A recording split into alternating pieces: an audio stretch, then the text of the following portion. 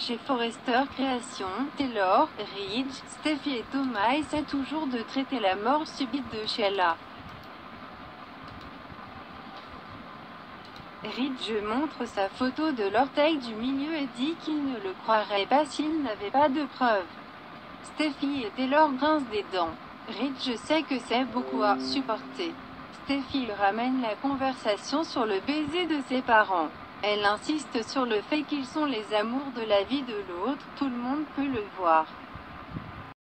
Al Giardino, Deacon, assis avec Hope, Liam et Brooke, dit au groupe qu'une partie de lui se sent triste que Carter n'ait jamais eu la chance d'être la meilleure personne qu'elle espérait être. Il exprime son dégoût pour la photo de l'orteil et veut changer de sujet.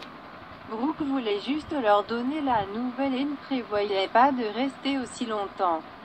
Deacon lève un sourcil. « À cause de moi ?» Brooke dit « À cause de moi » et ne veut pas contrarier Ridge.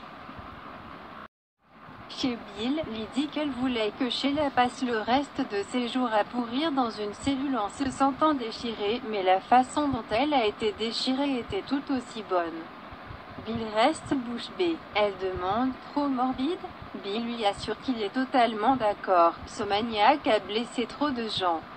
Il fait savoir à Lee si elle veut parler de ce qui s'est passé.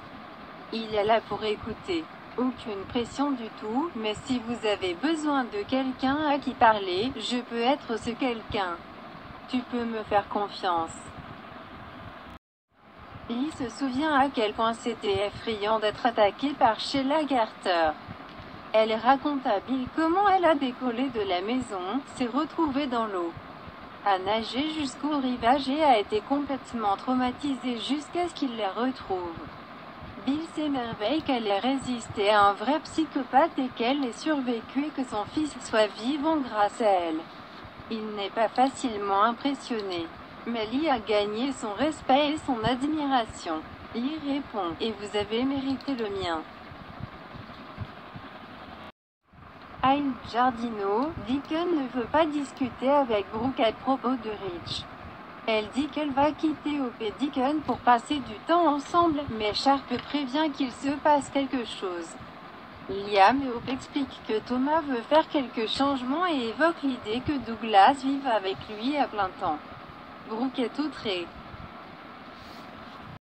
Chez Forrester Création, Taylor dit à ses enfants qu'ils se sont embrassés et c'était un bon baiser, mais ils ont été pris par le moment. Steffi proteste que c'était plus que cela. Thomas reçoit un texto de Douglas, ce qui le fait sourire. Il aborde le sujet de Douglas demandant s'il lui a manqué quand ils n'étaient pas ensemble. Cela lui a brisé le cœur. Je déteste être loin de lui, Steffi dit qu'il ne devrait pas avoir à le faire. Taylor accepte et dit à son fils qu'il est temps. Douglas doit être avec toi. Chez Bill, Lee lui dit à quel point elle est reconnaissante d'avoir choisi d'aider un parfait inconnu. Bill dit que partir n'était pas une option. Lee rétorque que la mener là-bas l'a certainement été.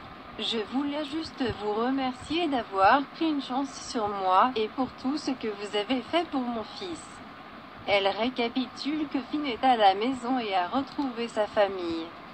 Bill pense que le mari de Lee doit également être ravi d'avoir sa femme à la maison. L'expression de Lee change et elle informe Bill qu'elle et Jack ne sont plus ensemble. Il lui a menti la majeure partie de leur mariage. Elle sera toujours reconnaissante d'avoir adopté Finn. Mais elle ne pardonnera jamais le manque de respect que Jack lui a montré en amenant cette femme dans leur vie. Al Giardino, Brooke apprend que Thomas envisage de demander à Eric si lui et Douglas peuvent emménager avec lui. Brooke se demande s'il parle de garde permanente.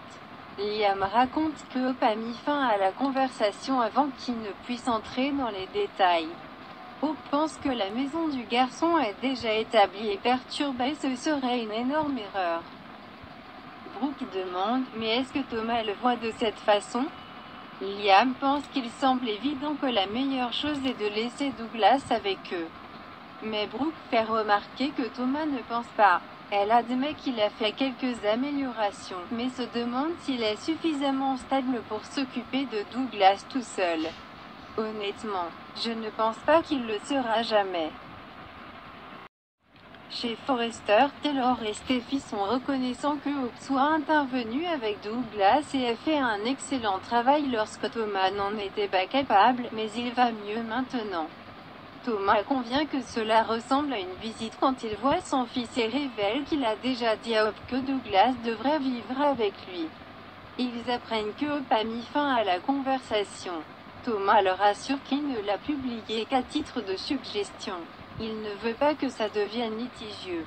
Taylor pense que ce n'est pas nécessaire, mais souligne que Hope n'a pas le droit de prendre cette décision seul. Si son père manque à Douglas, il faut faire quelque chose. Thomas craint qu'elle ne veuille pas que le garçon parte. Steffi souligne qu'il est le père biologique. Hope aurait encore du temps avec Douglas, mais il est le seul parent vivant. Il est temps de tenir tête à Hope et Brooke. Steffi déclare qu'il est temps de tenir tête au Logan. Douglas doit rentrer à la maison dans sa famille. Ce sont les Forrester.